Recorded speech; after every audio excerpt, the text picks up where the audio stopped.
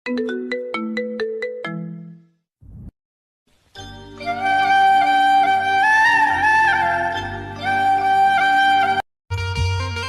সকাল আব্বুর বকুনি খেয়ে চাকরির ইন্টারভিউ দিতে বের হলাম। না জানি আজ কপালে কি আছে, তবে আমি নিশ্চিত জবের জন্য আমি সিলেক্ট হব না, কারণ আগেও প্রায় 10 জায়গায় ইন্টারভিউ দিয়েছি আর প্রতিবারই ফলাফল এসেছে আমি সিলেক্ট হইনি। এটা নিয়ে আমার যে মাথা ব্যথা তার থেকেও আব্বুর মাথা ব্যথা বেশি। সব সময় শুধু কথা শোনাবে, চাকরিতে আমি সিলেক্ট হই না সেটা কি আমার দোষ? সে যাই হোক, আজ এখন আমার পরিচয় দেওয়া যাক। আমি হিমেল মেহরাজ, বাবা মায়ের একমাত্র সন্তান।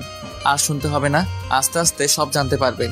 ইন্টারভিউ রুমের বাইরে বসে আছি, এমন সময় একজন আমাকে ভিতরে যেতে বললেন, আর বসে না থেকে রুমে গেলাম। স্যার আসবো? কথাটি বলে ভিতরে থাকা মানুষটাকে দেখে নিজের কলিজা কেঁপে উঠল, কারণ সামনে সুমাইয়া। সুমাইয়াকে দেখে পাটা কাঁপতে শুরু করে দিচ্ছে। এই যে মিস্টার, আপনি কি ভেতরে আসবেন নাকি ওখান থেকে চলে যাবেন? মানে? কি মানে করছেন? ইচ্ছা না থাকলে চলে যেতে পারেন। কথাটি শুনে মন চাইছে শালাকে ইচ্ছা মতো পিটাই, কিন্তু আব্বুর জন্য কিছু বলতে পারছি না। আর কোনো কথা না বাড়িয়ে ভিতরে ঢুকলাম। Please sit. জি। শামীম সাহেব এবং রেজাউল সাহেব, আমি একাই এনার ইন্টারভিউ নেব, তো প্লিজ আপনারা কোনো কিছু বলবেন না। জি ম্যাডাম। সুমাইয়ার এমন কথা শুনে হার্টবিট বেড়ে গেল। এখন কি বলে আল্লাহ ভালো। সো মিস্টার হিমেল, এই যাবৎ কয়টা ইন্টারভিউ দিয়েছেন? মাত্র 10টা। 10টা দিচ্ছেন, সেটাও আবার মাত্র? জি। আপনার কি এখনো লুচ্চামি করার অভ্যাস আছে? সরি, আমাকে দেখে কি তাই মনে হয়? দেখে তো অনেক কিছুই হয়। এখন বলুন, আপনি কি কোনো গার্লফ্রেন্ড আছে? সুমাইয়ার কথা শুনে মন চাইছে শালিকে ধরে ইচ্ছে মতো পিটাই। কখন কি বলতে হয় এটাও হয়তো জানে না। কি হলো, কথা বলছেন না কেন? জি মানে ছিল, বাট এখন নাই। কেন, সময় শেষ তাই? না, তবে তার বাপের অনেক টাকা, যার জন্য অনেক অহংকার ছিল, তাই ছেড়ে দিছি। কি বললি তুই? আমি অহংকার করতাম? আরে আপনি রাগ করছেন? আমি কি আপনাকে বলছি নাকি? ম্যাডাম, উনি তো অন্য কারো কথা বলছেন। ওকে, আমি সরি, এখন আপনি যেতে পারেন। ঠিক আছে, তবে ম্যাডাম আপনি আগের থেকে অনেক কিউট হয়েছেন। কেন, আগে কি খারাপ দেখছিলাম? শুধু খারাপ না, একদম পেতনি। আর কিছু না বলে দৌড়ে বাইরে চলে এলাম। থাকলে না জানি পেতনি শালি আমার ঘাড় মটকাতো। বাইরে বের হয়ে হাঁটতে লাগলাম। আমি জানি এই জবটাও হবে না। আর অফিসে যে সুমাইয়ার সম্পর্কে বললাম অহংকারী আর পেতনি, সেটা একদম ডাহা মিথ্যে কথা। অহংকার জিনিসটা আসলে কি সুমাইয়া নিজেও আদৌ জানে কিনা সন্দেহ। ওর বাবার এত টাকা থাকার পরেও ভার্সিটি যেতে রিক্সা করে, আর আমি যে একটা ফকির যাকে কিনা কোনো কিছুই গিফট করতে পারিনি। তবে সুমাইয়ার এগুলো নিয়ে মাথা ব্যথা ছিল না, বরং সে নিজেই আমাকে পকেট খরচে টাকা দিত। আর পেতনিটা সুমাইয়াকে দেখলে পরীরাও হিংসা করবে। নীল শাড়ি, খোলা চুল, হাতে ভিন্ন রকম চুড়ি, আর কপালে ছোট একটা টিপ, ব্যাস যে কেউ ওকে দেখে ফিদা হয়ে যেতে পারবে। সে যাই হোক, এসব ভেবে আর লাভ নাই। আমি জানি এই জব আর হবে না। বাসায় গিয়ে ফ্রেশ হয়ে ঘুমিয়ে গেলাম। রাতে খেয়ে দিয়ে ঘুমিয়ে ফেসবুকিং করছি, এমন সময় একটা অপরিচিত নাম্বার থেকে কল আসলো। আসসালামু আলাইকুম, কে বলছেন? আমি সুমাইয়া, তোর এক্স। ওই শালি, তুই আবার আমারে কল করছিস কেন? করতে হলো, কারণ আমার বাবুটা এখনো যে চাকরি করে না, তাই চাকরি দেওয়ার জন্য কল করলাম। আমি তোর বাপের চাকরি করতে পারবো না। কেন পারবে না? এমনি পারবো না, রাখ তুই। সুমাইয়াকে কিছু বলতে না দিয়ে কেটে দিলাম। আর হ্যাঁ, ওকে আমি তুই করে বললাম, এটারও কারণ আছে। আমি চাই না আমার মতো বেকারকে সুমাইয়া ভালোবাসুক। মাঝে মাঝে সুমাইয়াকে মনে পড়তো, তখন অনিচ্ছা সত্ত্বেও চোখ দিয়ে জল গড়িয়ে পড়তো। মেয়েটার সাথে সবসময় খারাপ করেছি। সুমাইয়াকে ভালোবাসার কথা আমি প্রথম বলেছিলাম, আবার ব্রেকআপটাও আমি করেছিলাম। আমি চাই না আমার জন্য ওর জীবনটা নষ্ট হয়ে যাক। আর কিছু না ভেবে সেদিনের মতো ঘুমিয়ে গেলাম। পরের দিন সকালে নাস্তা করার পর আড্ডা দেওয়ার জন্য বাসা থেকে বের হলাম। কিরে, আজ এত সকাল সকাল? না রে, এমনি। আর বাসায় থাকতেও ভালো লাগে না। সবসময় আব্বুর চাকরি নিয়ে কথা বলা ভালো লাগে না। শুধু কি তুই একাই শুনিস, আমি শুনি না? তবে আব্বু ঠিকই বলে, আর কতদিন এভাবে চলবে? ঠিক আছে, এসব বাদ দে। রাহুল, সিগারেট দে। কেন? আরে শালা, খাবো। কিন্তু হিমেল। আজ আমিও খাবো। কথাটি বলার পর ওদের দুজনের দিকে তাকাতেই মনে হলো ভূত দেখার মতো আটকে উঠেছে। কি হলো, এভাবে তাকিয়ে আছিস কেন? ভাই, আপনি কি হিমেল? না, তোর দুলা ভাই। দে সিগারেট দে। ইমেল, পাগল হয়ে গেছিস নাকি? না, তবে তোরা সিগারেট না দিলে পাগল হব। এক প্রকার জোর করে ওদের থেকে সিগারেট নিয়ে খেতে লাগলাম। কখনো সিগারেট খাইনি, তবে আজ কেন এটাই ভালো লাগছে। ওদের সাথে আরো কিছু সময় আড্ডা দিয়ে বাসায় চলে এলাম। বাসায় এসে গোসল করে রুমে বসে আছি, এমন সময় আব্বু রুমে আসলো। হিমেল, তোমার চাকরির কি হলো? জানি না। তোমাকে কল দেয়নি? না। একদম মিথ্যা বলবে না। অফিসের বস আজ বাসায় এসেছিল। মানে? তোমার এত মানে করতে হবে না। কাল থেকে তোমার জয়েনিং। কিন্তু আব্বু, আমি এই জব করতে পারবো না। দেখো হিমেল, আমি আর কতদিন এভাবে সংসার চালাবো? এবার না হয় তুমি কিছু করো। জানি না তোমার এই জবটা করতে কি সমস্যা, আর জানতেও চাই না। তবুও তুমি এই জবটা করো, নিজের জন্য না হলেও আমাদের জন্য করো। আব্বুর মুখের উপর আর কিছু বলতে পারলাম না, তাই রাজি হয়ে গেলাম। তবে যতটা সম্ভব সুমাইয়াকে এড়িয়ে চলতে হবে। পরের দিন অফিসের জন্য রেডি হচ্ছি, এমন সময় আব্বু এবং আম্মু রুমে এলো। কিছু বলবে?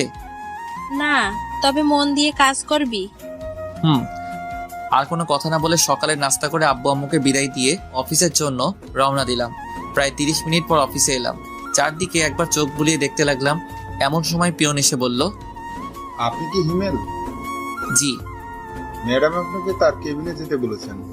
ঠিক আছে, যাচ্ছি। সেখানে আর দাঁড়িয়ে না থেকে বসের কেবিনের সামনে এসে দাঁড়ালাম।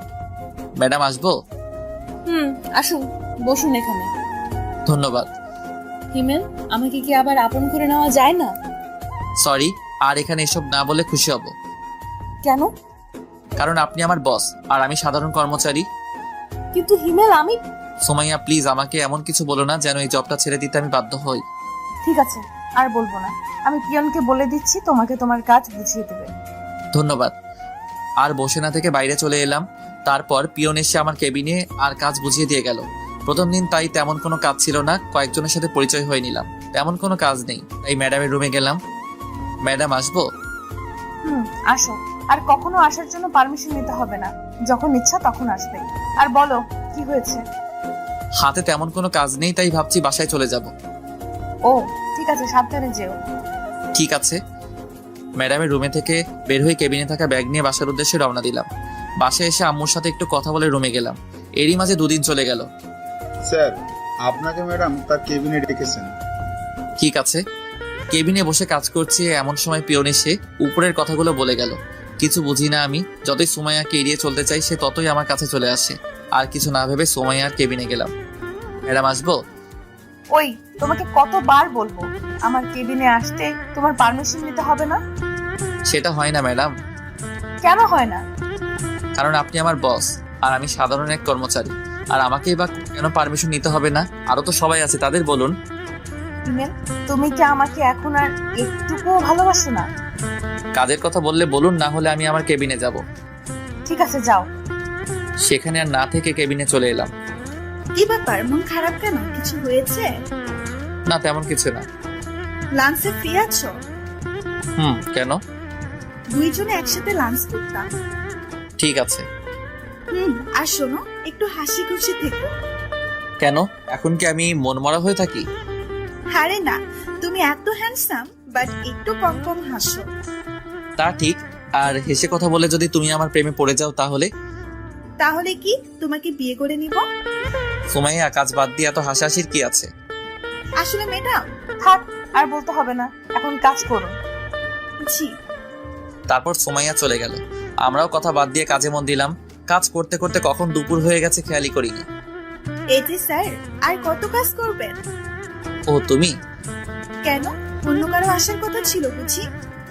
আসবে আর কি, সে মানুষটাই আর নেই। থাক, আর বলতে হবে না, এখন চলো। চলো। তারপর রিয়ার সাথে লাঞ্চটা করে নিলাম। অফিস ছুটির পর বাইরে আসতেই দেখলাম রিয়া একটা রিকশায় বসে আছে। বাসায় যাবে না? যাবো। তাহলে আসো। না থাক, আমি যেতে পারবো। আরে সমস্যা কি, আসো। আর আমি তো তোমাদের ওখান দিয়েই যাব। তারপরেও তুমি যাও, আমি অন্য একটা রিকশা করে যেতে পারবো। আমি কিন্তু রাগ করবো, প্লিজ। ঠিক আছে, চলো। রিকশাতে ওঠার পর সারাটা রাস্তা দুজনে কথা বলতে বলতে এলাম। বাসার কাছে এসে রিয়াকে বিদায় দিয়ে ভিতরে চলে এলাম। ফ্রেশ হয়ে ফোন টিপছি, এমন সময় আম্মু আসলো। মেয়েটার নাম কি রে? কোন মেয়ে আম্মু? আরে ওই মেয়ে যার সাথে তুই রিক্সা করে এলি। ও, ওর নাম রিয়া, আমার সাথে কাজ করে। মেয়েটা দেখতে কিন্তু আলহামদুলিল্লাহ। তো আমি কি করব? তুই চাইলে ওর বাসায় কথা বলে দেখতে পারি। আম্মু, তুমি কি পাগল হলে নাকি? এখানে পাগল হওয়ার কি আছে? এখন আমি বিয়ে টিয়ে করবো না। আর আম্মু প্লিজ এটা নিয়ে কিছু বলো না। রিয়া শুধুই আমার বন্ধু, আর কিছু না। হতে কতক্ষণ? আম্মু আমি তোমার পায়ে ধরি, তুমি এখন যাও। ঠিক আছে, তবে তুই ভেবে দেখতে পারিস। আম্মু চলে যাওয়ার পর লম্বা একটা নিঃশ্বাস ফেললাম। সারা রিক্সা করে আসাও সমস্যা, এখন থেকে একা একা হেঁটে আসতে হবে। সেদিনের মতো আর কিছু না ভেবে খাবার খেয়ে ঘুমিয়ে গেলাম। অফিসে। হিমেল, একটা কথা বলি? জি বলুন। না, আগে তুমি আমাকে তুমি করে বলো। সেটা আমি পারবো না ম্যাডাম। কেন পারবে না? ব্যাস পারবো না। ঠিক আছে, পারতে হবে না। এখন বলো, বাসায় থেকে কি তোমার জন্য পাত্র দেখছে? দেখুন, এগুলো নিতান্ত আমার পার্সোনাল ব্যাপার, আপনার না জানলেও চলবে। প্লিজ বলো। বৈশালী, তোকে আমি বলতে যাব কেন? তুমি আমাকে বকা দিলা, আজ মনে হচ্ছে প্রথম দিলাম। তাই বলে অফিসে? দরকার হলে আরো দিব। তোর সমস্যা? আমার সমস্যা না হলে কার হবে? ঠিক আছে, তাহলে আমি আর এই জব করব না, কাল থেকে আর আসবো না। এই না, তুমি আমাকে বকা দিবা, মন যা চায় তাই দিবা, তারপরও তুমি জব ছেড়ে দিও না। মনে থাকে যেন। এখন বলো কি খাবে? ছুটি লাগবে। আরে মাত্র তো আসলে, দুপুরের পর যেও। না থাক, লাগবে না, আমি যাই। আর কোনো কথা না বাড়িয়ে কেবিনে এসে কাজ করতে লাগলাম। এই কয়েকদিনে কিছু বন্ধু পেয়েছি যাদের সাথে কাজের ফাঁকে কথা বলতে পারি। হঠাৎ করে সুমাইয়ার কথা মনে পড়লো। মেয়েটা অনেক ভালোবাসে, কিন্তু প্রতিদানে আমি তাকে কিছুই দিতে পারছি না। কি হিমেল সাহেব, কি ভাবছেন? না তেমন কিছু না, এমনি। আপনার কি খবর? এই তো চলছে ভাই। কিছু মনে না করলে একটা কথা বলি? মনে করলে বলবেন না। আচ্ছা শুনুন, আপনারা রিয়া ম্যাডামের সাথে কি সম্পর্ক? কেন? আর আমরা তো জাস্ট ফ্রেন্ড। কিন্তু আমার মনে হয় উনি আপনাকে ভালোবাসে। রাফি সাহেব, আপনার কপাল ভালো যে রিয়া আর আসেনি, আসলে আপনার হয়তো খবর করে ছাড়তেন। আর শুনুন, এখন একটা বিয়ে করে ফেলেন। তেমন কোনো মানুষ পেলে অবশ্যই করব, তখন আর বলতে হবে না। কেন, আপনার কোনো গার্লফ্রেন্ড নেই? জীবনে একটা ছিল, তবে এখন আর নেই। কেন? সেটা অন্য এক সময় বলবো। ঠিক আছে, এখন যাই, কাজ করি। Okay bye. রাফির সাথে কথা বলে আবার কাজে মন দিলাম। হাতে কিছু কাজ থাকায় খেয়ালই করিনি দুপুর হয়ে গেছে। আর কত কাজ করবে? মানে? ও ম্যাডাম আপনি? আরে বসো বসো। জি। এখন বাসায় চলে যাও। কেন? সকালে যে বললে তোমার ছুটি লাগবে। না, আমার ছুটি লাগবে না। তখন যে বললে। এমনি বলেছি। তাহলে চলো লাঞ্চ করি একসাথে। আপনি যান, আমার দেরি হবে। ঠিক আছে, তোমার কাজ হলে আমার কেবিনে এসো, দুজনে একসাথে খাবো। আপনি খেয়ে নিন। তুমি না আসলে আমিও খাবো না। দেখা যাবে। কাজ শেষ করতে আরো 1 ঘন্টা সময় লাগবে। টেবিলের নিচ থেকে খাবার বের করতে সুমাইয়ার কথা মনে পড়লো, তাই টিফিনটা নিয়ে ম্যাডামের রুমে গেলাম। ম্যাডাম আসবো? তুমি সোফায় 5 মিনিট বসো, আমি কাজটা শেষ করে আসছি। জি। পকেট থেকে ফোনটা বের করে টিপতে শুরু করলাম। এদিকে অনেক ক্ষুধাও লেগেছে, কিছু বলতেও পারছি না, তবে অনেক রাগ হচ্ছিল। মন চাইছিল উঠে গিয়ে সুমাইয়ার ল্যাপটপ ভেঙে দিই, কিন্তু পারছি না। কিছু সময় পর। রেগে গেছো? না। হিমেল, একটা কথা বলি? বলুন। সেদিন কি আমার কোনো দোষ ছিল যার জন্য তুমি আমার সাথে ব্রেকআপ করেছিলে? আপনার কোনো দোষ ছিল না, আর এখনো নাই। তাহলে কেন চলে গিয়েছিলে আমার জীবন থেকে? নিশ্চয়। তুমি যা বলতে আমি তো সেই কথাই শুনতাম, তাহলে কেন তুমি আমার সাথে এমনটা করলে? বুঝলাম আমি কিছু একটা ভুল করেছিলাম, কিন্তু তুমি তো আমাকে বলতে পারতে। তা না করে হুট করে একদিন এসে বললে আমাদের ভালোবাসা রাখা সম্ভব না। কি হয়েছিল তোমার? নিশ্চয়, কারণ তার কথার কোনো উত্তর দেওয়ার মতো ভাষা আমার নেই। প্লিজ ইমেল, কথা বলো। লাঞ্চ করবেন নাকি চলে যাব? কথাটি শুনে সুমাইয়া একটা দীর্ঘশ্বাস ফেললো। ঠিক আছে। তারপর লাঞ্চ শেষ করে নিজের কেবিনে চলে আসলাম। তোর অফিস কেমন চলছে? এই তো আম্মু, চলছে। আচ্ছা শোন, আগামীকাল আমি আর তোর আব্বু তোর মামার বাসায় যাব, তুই কি যাবি? না আম্মু, অফিসে কাজের চাপ অনেক। কিন্তু ওই পাগলিটা তো আমাদের দুজনের মাথা খেয়ে ফেলবে। তোমরা এবার ম্যানেজ করে নাও। ঠিক আছে, তুই এখন রেস্ট নে। রুমে বসে ফোন টিপছি, এমন সময় আম্মু আসলো আর এসে যা বললো তা তো শুনতেই পেলেন। আম্মু বলল যে পাগলি, আপনারা আবার আমার গার্লফ্রেন্ড ভাববেন না। পাগলিটার নাম নীলা, অনেক পিচ্ছি, তবে ওর কথা বলা আর শাসন করা সবার মন মুগ্ধ করার মতো। সে যাই হোক, আম্মু চলে যাওয়ার পর আরো কিছু সময় বন্ধুদের সাথে ফোনে কথা বলে ঘুমিয়ে গেলাম। পরের দিন আব্বু আম্মুকে স্টেশন অবধি এগিয়ে দিতে গিয়ে অফিসের জন্য অনেকটা দেরি হয়ে গেছে, প্রায় 45 মিনিট। না জানি সুমাইয়া আজ কি বলে, তবে ও কিছু বলবে আমার মনে হয় না, কারণ সুমাইয়া আমাকে দেখে অনেকটা ভয় পায়। কেন পায় জানি না। কেবিনে বসে কাজ করছি, এমন সময় রিয়া ডাকলো। এই যে হিমেল সাহেব, আজ এত দেরি হলো কেন? একটু কাজ ছিল। তা কাজটা কি শুনি? বউকে রান্না করে খাওয়াচ্ছিলেন নাকি? থাকলে তো খাওয়াবো। আসলে আব্বু আম্মুকে স্টেশনে এগিয়ে দিতে গিয়েছিলাম। কেন, ওনারা কোথাও গেল নাকি? মামার বাসায়। ও, এখন বলো আমাকে কেমন লাগছে? রিয়ার এমন প্রশ্ন শুনে কিছুটা অবাক হলাম। আরে অবাক হচ্ছ কেন? তো কি হব?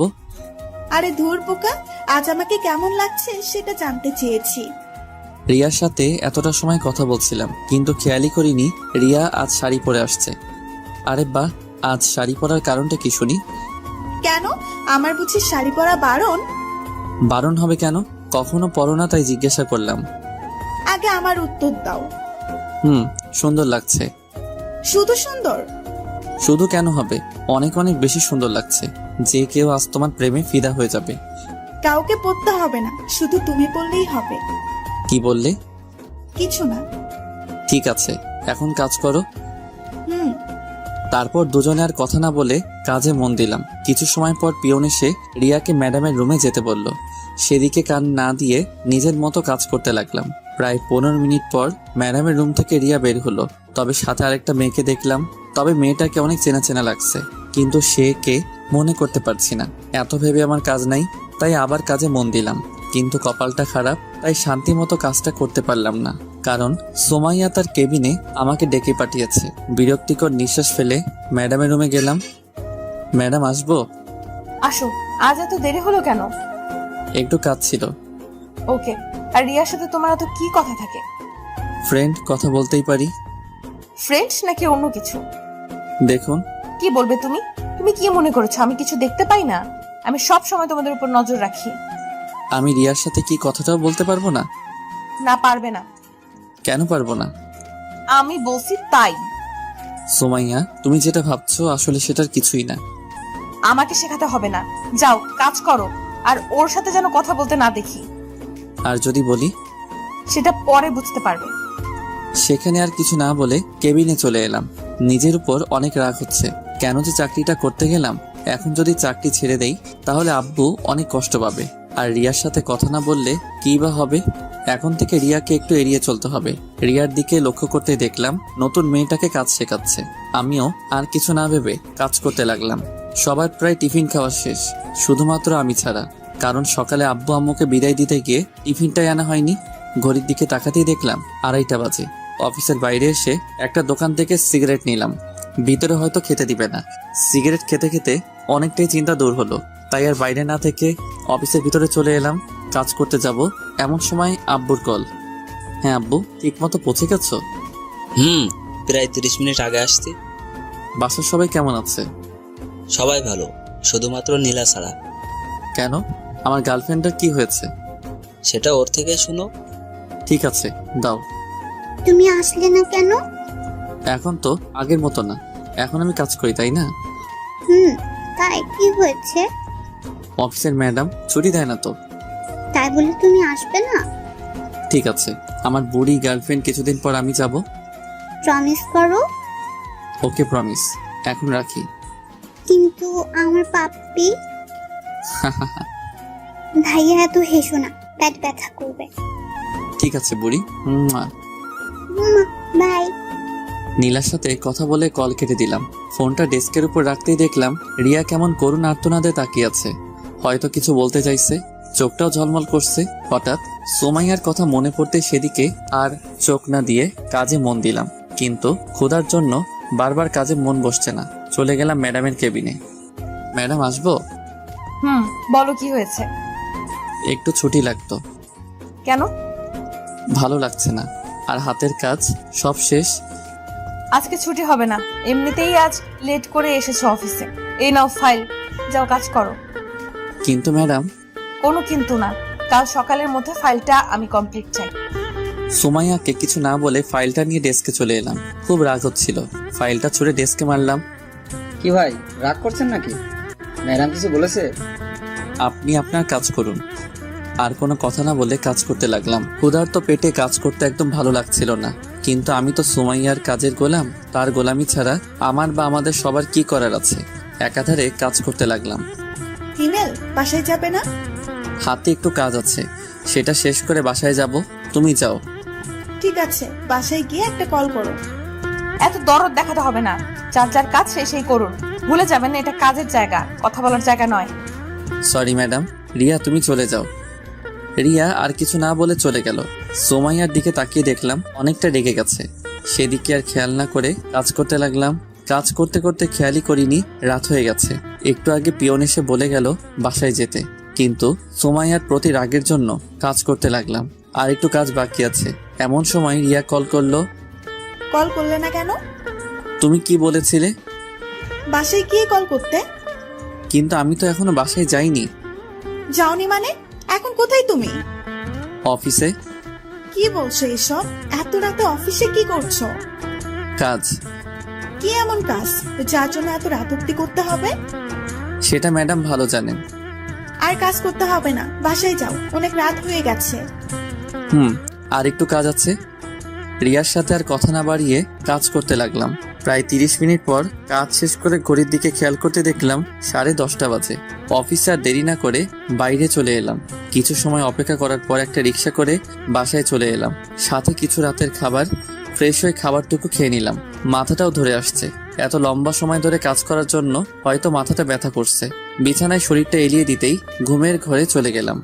পরের দিন ঘুম থেকে উঠে দেখি 9টা বাজে। তাড়াহুড়ো করে রেডি হয়ে অফিসের জন্য রওনা দিলাম। আজকেও সকালের নাস্তাটা করা হলো না। অফিসে যেতে যেতে 15 মিনিট লেট হয়ে যায়। হয়তো আজকে বকা খেতে হবে। নিজের ডেস্কে বসতে যাব, এমন সময় পিয়ন এসে বলে গেল ম্যাডাম তার রুমে আমাকে ডেকেছেন। যা ভেবেছিলাম সেটাই হলো। ডেস্ক থেকে কালকের ফাইলটা নিয়ে ম্যাডামের রুমে গেলাম। ম্যাডাম আসবো? আসো। তুমি একটা কথা বলো, প্রতিদিন তোমার লেট হয় কেন? নাকি তুমি অফিসটা নিজের মনে করো?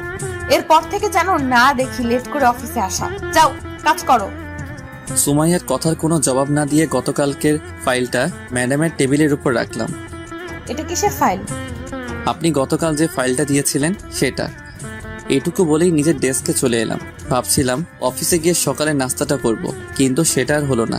তবে রিয়াকে বলে দেখি কি হয়। রিয়া, একটা কথা ছিল। হ্যাঁ বলো। তুমি কি টিফিন এনেছো? কেন বলো তো? সকালে নাস্তাটা করা হয়নি, আর গত রাতে ভালো করে খেতে পারিনি। যদি কিছু মনে না করো, তোমার টিফিনটা দিলে খেতে পারতাম। আর লাঞ্চ টাইমে হোটেল থেকে আমি তোমাকে খাইয়ে দিব। আরে এটা বলতে কি লজ্জা হবে নাকি? এই নাও, খেয়ে আসো। ধন্যবাদ। এখন ধন্যবাদ দিতে হবে না, খাওয়ার শেষে যদি ভালো লাগে তখন দিও। ঠিক আছে। খাবার খেয়ে এসে রিয়াকে টিফিন বক্সটা ফেরত দিলাম, সাথে ধন্যবাদ। ডেস্কে বসে কাজ করছি। সেই সময় রিয়া বলল, হিমেল। বলো। তানহাকে চেনো? তানহাকে? আমাদের অফিসে নতুন জয়েন করেছে। ওকে দাঁড়াও। ঠিক আছে। একটু পর রিয়া নতুন জয়েনিং করা মেয়েটিকে সামনে নিয়ে এলো। হাই ভাইয়া। হাই। আমাকে চিনতে পারছেন? চেনা চেনা লাগছে, কিন্তু ঠিক মনে করতে পারছি না। আর তোমার যে বয়স, তোমাকে তো জব দেওয়ার কথা না? ভাইয়া আপনার মনে আছে 1 বছর আগে একটা অ্যাক্সিডেন্ট থেকে 2টো মানুষকে বাঁচিয়েছিলেন? সেদিন যদি আপনি না থাকতেন তাহলে হয়তো আমরা কেউ বাঁচতাম না। তার মানে তুমি? জি ভাইয়া, আপনি হয়তো অন্ধকারে দেখতে পাননি, কিন্তু আমি দেখেছিলাম। যখন আপনি আমাদের হাসপাতালে রেখে চলে গিয়েছিলেন, তারপর 2 দিন হাসপাতালে থাকার পর যখন সুস্থ হয়ে যায়, আপনাকে অনেক খুঁজেছিলাম কিন্তু পাইনি। আম্মুও অনেকবার আপনাকে দেখতে চেয়েছিলেন, কিন্তু আপনার ঠিকানা তো কিছুই জানি না, তাই আপনার আর সন্ধান পেলাম না। আমি দুঃখিত যে পরে আর তোমাদের কোনো খোঁজ নিতে পারিনি। আসলে সেই সময় কিছু কাজ ছিল। এখন বলো, আন্টি কেমন আছেন? আম্মু আর এখন নেই। নেই মানে? কিছুদিন আগে স্ট্রোক করে মারা গিয়েছে। আমি সরি। আর আঙ্কেল কেমন আছে? ভাইয়া, পৃথিবীতে এখন আর আমার কেউ নেই। যখন আমি অনেক ছোট তখন আব্বু মারা যায়। আম্মু লালন পালন করতেন ওনার শিক্ষকতার উপার্জন টাকা দিয়ে।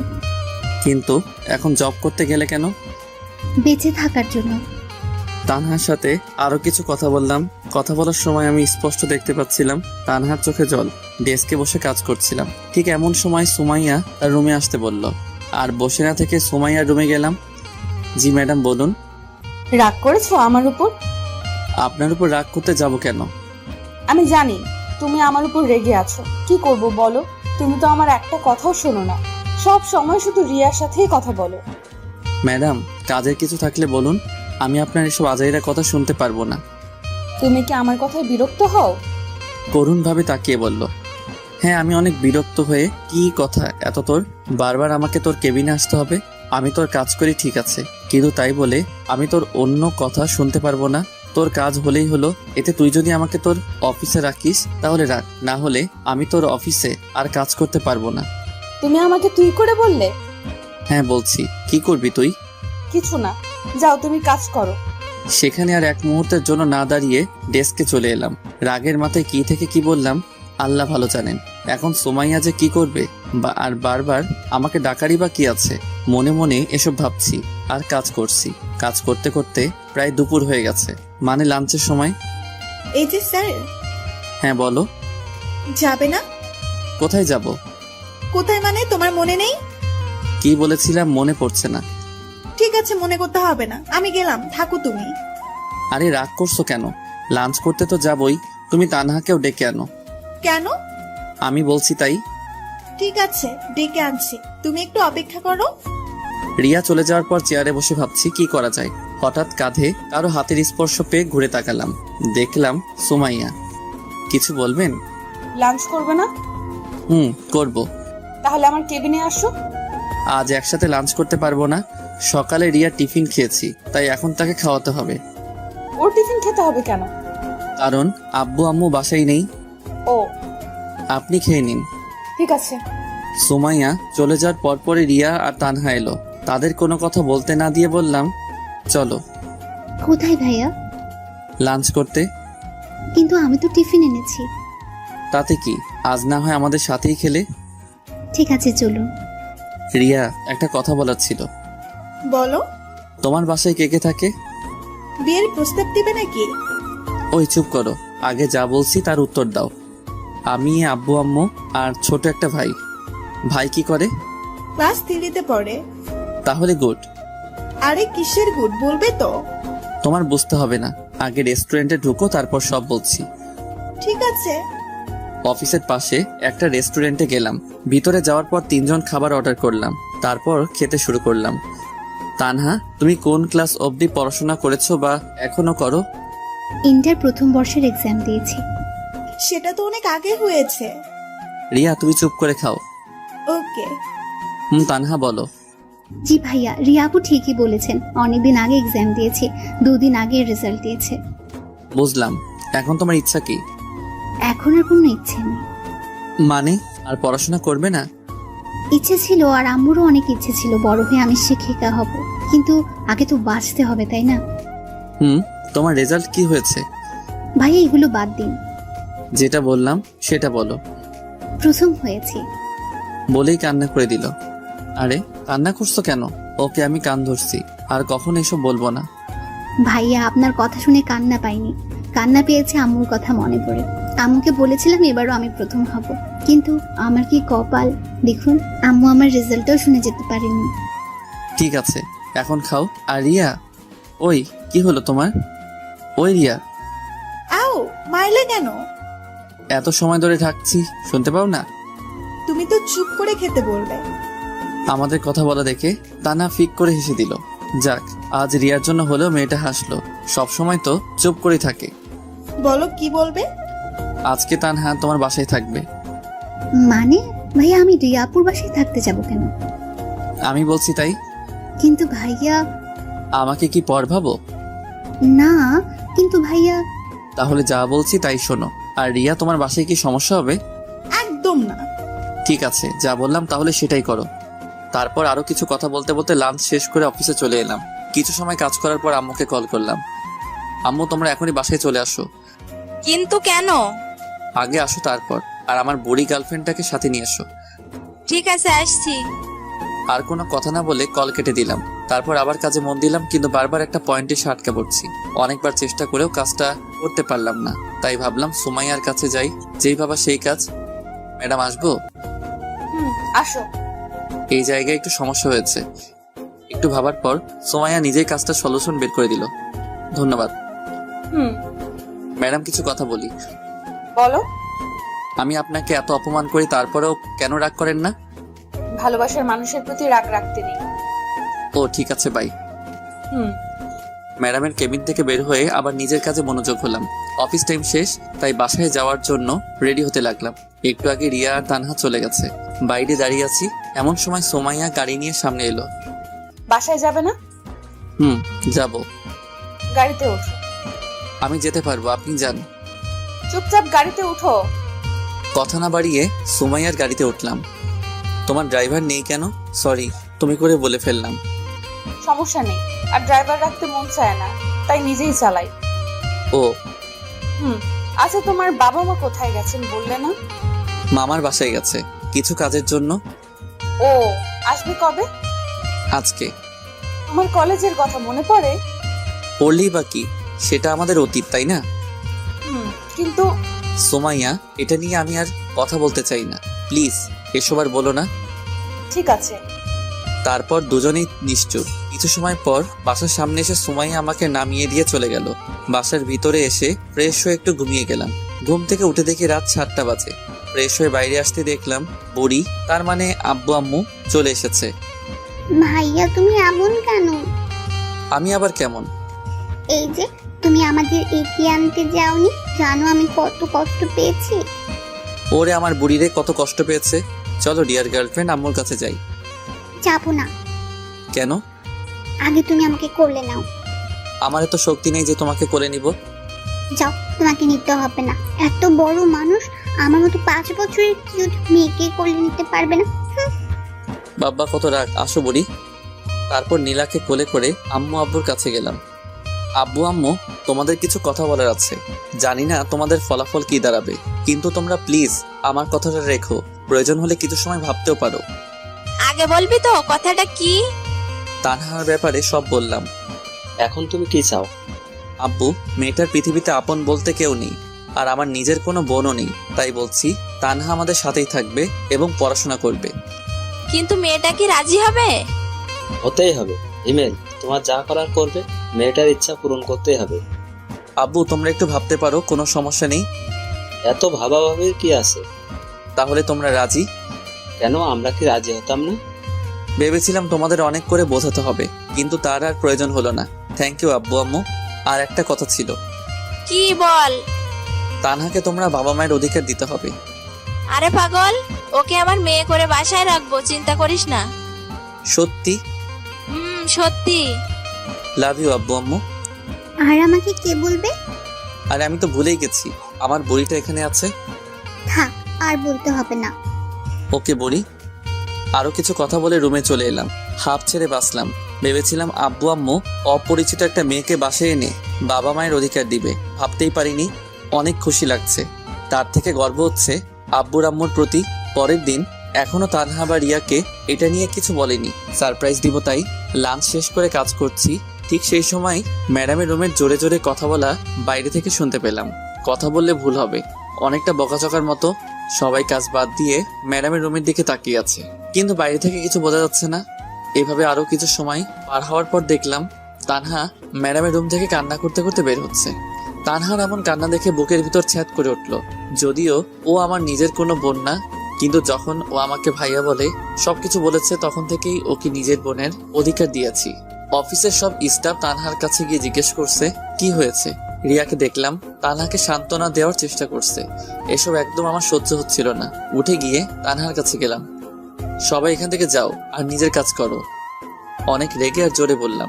সবাই আর কিছু না বলে চলে গেল, কিন্তু রিয়া তানহার কাছে আছে। এই মেয়ে, তোকে কি আলাদাভাবে যেতে বলতে হবে? তুমি আমাকে তুই? হ্যাঁ, তুই যা এখান থেকে। ভয় পেয়ে রিয়া কিছু না বলে চলে গেল। এবার নিজেকে স্বাভাবিক করে বললাম, তানহা বোন আমার, সত্যি করে বলবি তুই কি ম্যাডামকে কিছু বলেছিস? বিশ্বাস করুন ভাইয়া, আমি ম্যাডামকে কিচ্ছু বলিনি। কাজে একটু ভুল হয়েছে, যার জন্য ম্যাডাম আমাকে মৃত আব্বু আম্মুকে নিয়ে বকাঝকা করেছে। তানহার থেকে আর কিছু না শুনে তানহার হাত ধরে সোমাইয়ার কেবিনে গেলাম। তুই তানহাকে কি বলেছিস? ওর কাজে ভুল হয়েছে তাই বলেছি। তানহাকে সরি বল। ফানি, ওকে আমার সরি বলতে হবে নাকি? হ্যাঁ হবে। যদি না বলি? আমাদের কাছে এসে বলল। আর ওকে আমার জব দেওয়াই ভুল হয়েছে। কেন যে এমন একটা বাজে মেয়েকে জব দিতে গেলাম। সোমাইয়ার কথাগুলো সূচের মতো শরীরে বিঁধে যেতে লাগছিল। অনেক বেশি রাগ হচ্ছিল, তাই সহ্য করতে না পেরে অনেকটা শক্তি দিয়ে থাপ্পড় মারলাম। কি ভেবেছিস তোর যা ইচ্ছা তাই বলবি? তুই জানিস তানহাকে? তুই কি করে বলবি? আমি বলছি তাহলে, তানহা আমার বোন। কিন্তু তোমার তো নিজের কোনো বোন নেই। হ্যাঁ, সেটা পরশু অব্দি ছিল, কিন্তু গতকাল থেকে তানহা আমার বোন। যদিও ও আমার নিজের মায়ের পেটের বোন না, কিন্তু এখন থেকে তানহা আমার মায়ের পেটের বোন। আর তুই যে জবের জন্য তানহাকে বকা দিয়েছিস, সেই জব আজ থেকে ও করবে না। কালকের মধ্যে তুই রিজাইন লেটার পেয়ে যাবি। কথাগুলো বলে ডেস্ক থেকে ব্যাগটা নিয়ে তানহাকে সাথে করে অফিসের বাইরে চলে এলাম। ভাইয়া, ম্যাডামের সাথে এভাবে কথা বলা ঠিক হয়নি। সেটা আমি শুনতে চেয়েছি। না, কিন্তু জব ছেড়ে দিলে আমি বাঁচবো কি করে? ভয় পাচ্ছিস? তুই এখন আমার বোন। গতকাল আব্বু আম্মুকে সব বলেছি। তোকে আজ সারপ্রাইজ দিতে চেয়েছিলাম, কিন্তু কি থেকে কি হয়ে গেল বুঝতেই পারিনি। কথাগুলো বলে তানহার দিকে তাকাতেই দেখলাম মেয়েটার চোখ দিয়ে জল গড়িয়ে পড়ছে, যা দেখতে আমার একদম ভালো লাগছিল না। তাই হাসানোর জন্য বললাম, তুই কি জানিস তুই কান্না করলে একদম পেতনির মতো লাগে। ভাইয়া। ঠিক আছে, আর বলবো না। আর সরি তুই করে বলছি। সরি কেন? এখন থেকে তুই করেই আমাকে করবে। আর তুইও আপনি না তুই করে বলবি। ঠিক আছে। তারপর একটা রিক্সা করে সারাটা রাস্তা তানহার সাথে কথা বলতে বলতে বাসায় চলে এলাম। বাসার ভিতরে আসতেই আম্মুকে বললাম, আম্মু ও তানহা। চুপ হারামজাদা, মায়ের কাছে মেয়েকে পরিচয় করে দিস, তোর লজ্জা করে না একটু? আম্মুর কথা শুনে তানহা হেসে দিল। তাই বলে, চুপ কর। তানহা মা, আয় আমার সাথে। তানহাকে সাথে করে নিয়ে আম্মু রুমে চলে গেল। আপনাদের হয়তো বলা হয়নি, আমাদের বাসা 3 তলা। উপরে আমরা থাকি আর নিচের 2 তলা ভাড়াটে থাকি। ভাড়া দিয়ে অনেক টাকা পাওয়া যায়, যার জন্য আমি চাকরি করতে চাইনি। সেই যাই হোক, আম্মু তানহাকে নিয়ে রুমে যাওয়ার পর আমি আর সেখানে দাঁড়িয়ে না থেকে রুমে এসে ফ্রেশ হয়ে নিলাম। ভাইয়া, আপুটা কি এখন থেকে এখানেই থাকবে? আর বুড়ি, তুই যেন ওর সাথে খারাপ ব্যবহার করবি না। তুমি আমাকে কি বললে? এখন তোমার জরিমানা হয়ে গেছে। কিসের জরিমানা? এই যে তুমি আমাকে তুই করে বলেছো। আল্লাহ, আমি তো ভুল করে বলেছি। কোনো কথা নেই, তবে এটা একটু ভিন্ন জরিমানা। শুনি, এবার জরিমানাটা কি? কাল আমরা ঘুরতে যাব। আমার যত ইচ্ছা ঘুরবো, খাবো, তোমার কিছু বলা যাবে না। তাহলে তো আমি ফকির হয়ে যাব।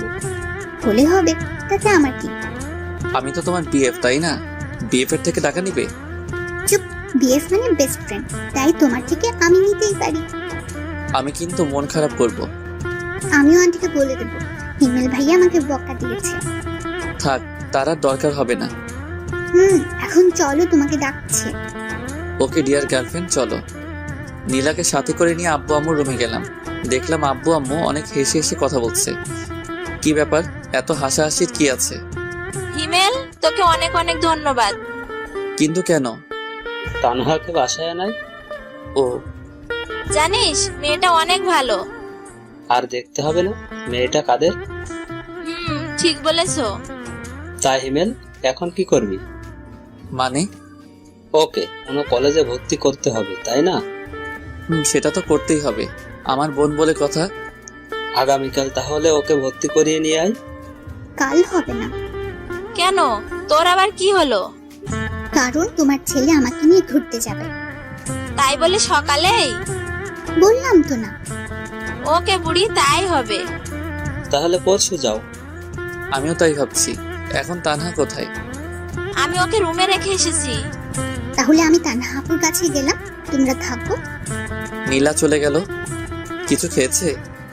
না, বললো অফিসে নাকি লাঞ্চ করেছে। ঠিক আছে। আরো কিছু সময় কথা বলে রুমে চলে এলাম। হঠাৎ মনে পড়লো রিয়াকে অফিসে ধমক দেওয়ায় হয়তো কষ্ট পেয়েছে মেয়েটা।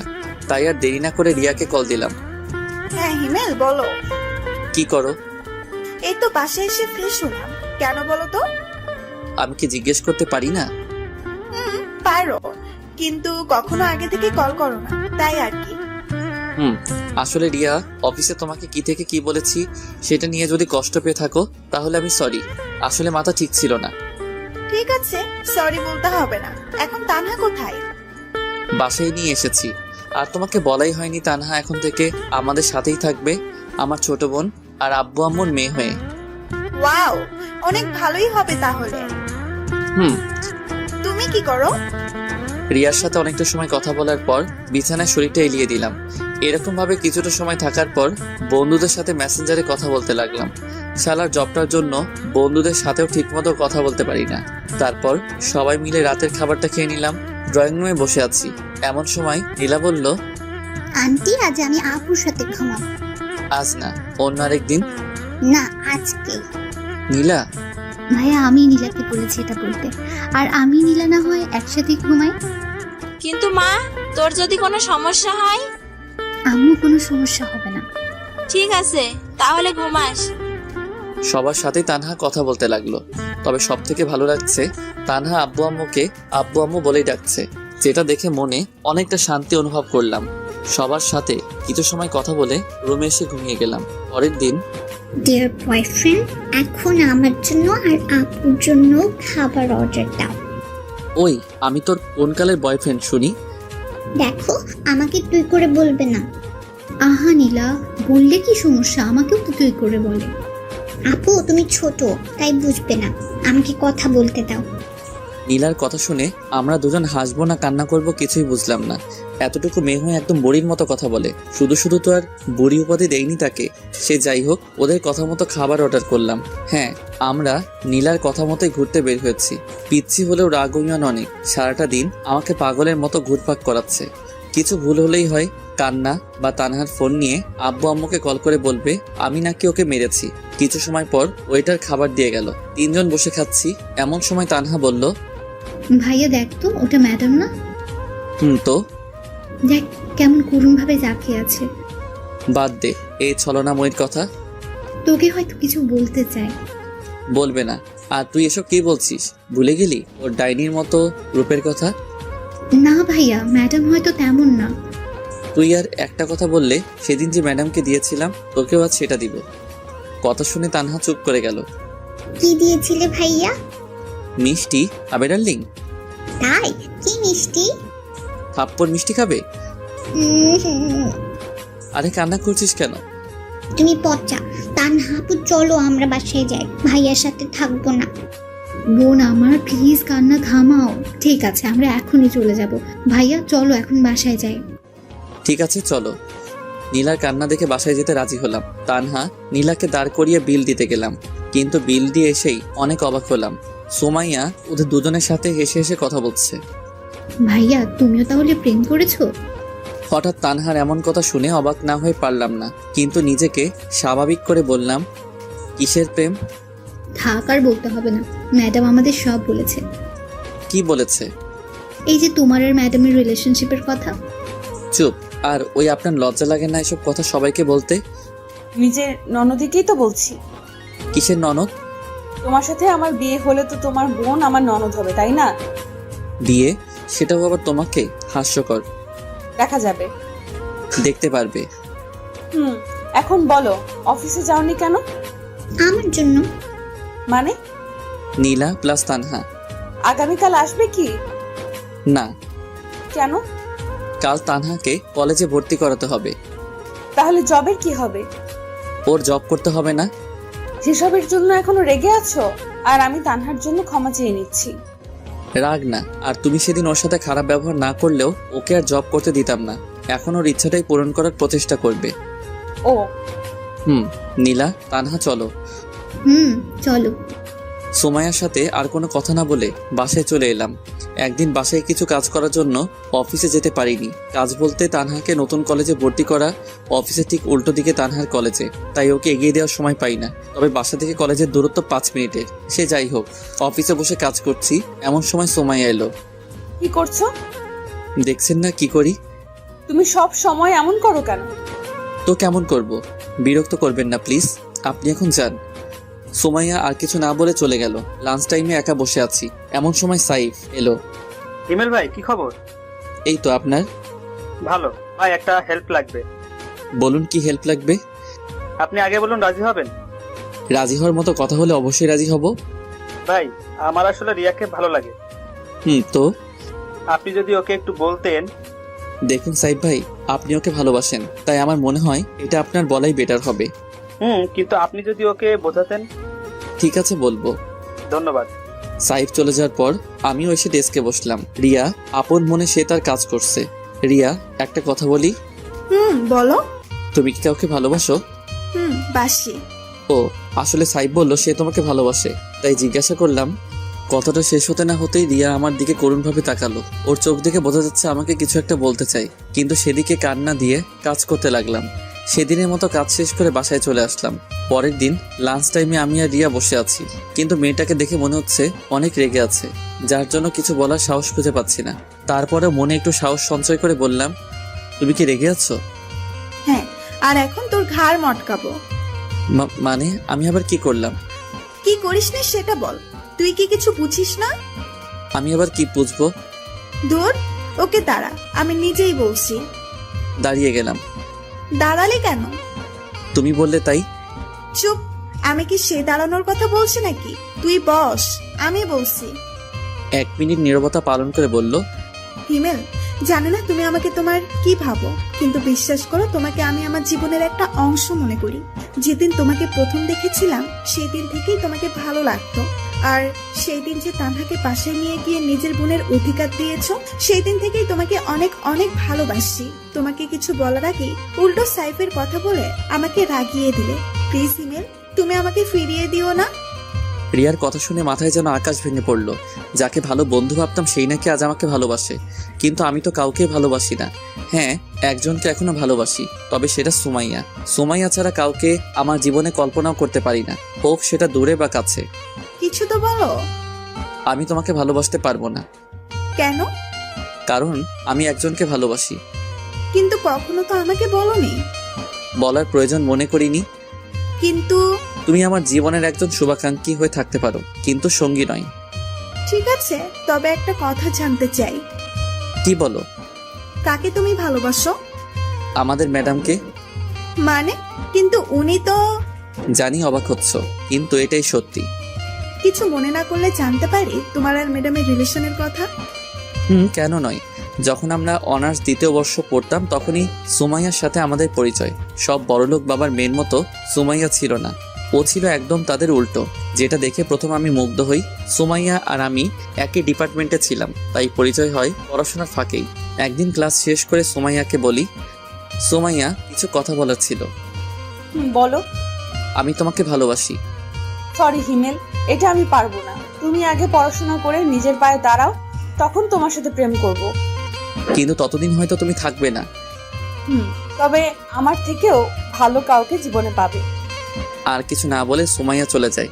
কিন্তু তখন ছিলাম নাছরবান্দা, আর এমনিতেই কলেজে থাকাকালীন ছিলাম 1 নাম্বার বাদর। এভাবে সুমাইয়ার সাথে টুকটাক কথা বলতাম প্রতিদিন। সুমাইয়াকে ভালোবাসি না বললে যেন আমার দিনটাই মাটি হয়ে যেত। প্রতিদিন ভিন্ন ভিন্নভাবে ভালোবাসি কথা বলতে হয়েছে, আর সুমাইয়া একইভাবে একটা উত্তর দিয়েছে, আগে নিজের পায়ে দাঁড়াও। অনেক সময় সুমাইয়ার প্রতি রাগ হতো, কিন্তু কিছু বলতে পারতাম না। একদিন হঠাৎ করে বন্ধুদের না বলে আব্বু আম্মুর সাথে মামা বাসায় চলে যাই। প্রায় 1 সপ্তাহ পরে যখন কলেজে আসি তখনই আমার উপর দিয়ে সিডর বয়ে যায়। তুই আমাকে কিছু না বলে চলে গেলি মামা বাসায়? আমাকে বলিস নাই কেন? কি বলতাম? জানিস আমি কত কষ্ট পেয়েছি? চুপ শালি, এত সময় ধরে মারছিস, আমার মনে হয় কষ্ট হচ্ছে না? ওকে, এসব বাদ, এখন চল। কোথায় যাব? প্রেম করতে। কার সাথে? আমার সাথে। কোনো সমস্যা?